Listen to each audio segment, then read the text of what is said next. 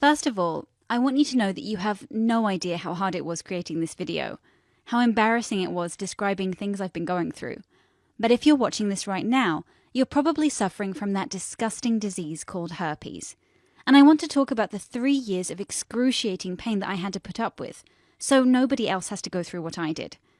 My nightmare began in August 2010. I was 20 years old that time. If I'd have to mention one thing I regret in my life, it would definitely be going out for a one night out in Spain. Don't get me wrong, I'm not that kind of woman which you'd label easy, but that night I lost my mind. I got totally drunk and a handsome Spanish guy was keeping buying me more, and what happened later you can guess by yourself. I'm not trying to justify myself or blame anybody. I really don't. I'm not going to ask why me, because it is entirely my fault. I let myself get so drunk, and my fault was I didn't even ask him if he had a condom. Getting back to the point, some short time later I noticed small blisters on my woman parts. I got a little bit concerned, but eventually I downplayed it. About a week later, though, I got terrified. These blisters were breaking with an awful pus and smell. I got my phone and made an appointment with my doctor, as soon as possible. The second thing I did was research on the internet. I put my symptoms in Google and finally read that most likely it was genital herpes, a sexually transmitted disease.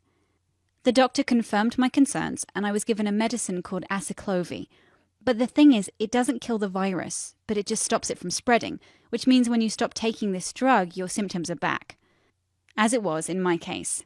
It was giving me painful side effects. My headaches were so bad I had to throw away this medicine. I just couldn't stand it anymore. My symptoms were back and my doctor had said he couldn't do anything more. I felt so disgusted with myself. I started looking for other methods to cure it, maybe in a more natural way.